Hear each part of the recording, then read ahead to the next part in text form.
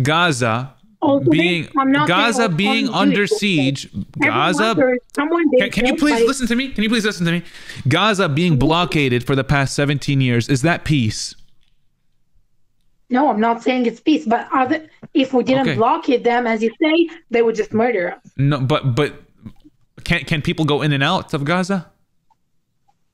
Yeah, of course. So why are they not murdering you then? You know, So why are they not murdering you then? If you have a wall under, you know that many of the terrorists on October 7th were working in Israel prior to the attack.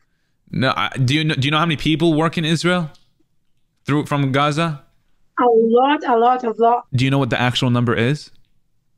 Tell me the actual number. 18,000 people. That's 0.1% of the population. That is not majority. That's not majority of this or that. That is 0.1% of the population. Is that peace? Is that peace? Tell me why it's peace. Is No, that stop good? saying Is that fair? Why do you want them to come work at our place? They have their own little country at Gaza. Work Own there. little Why do country they in need Gaza to- that you completely locked them in.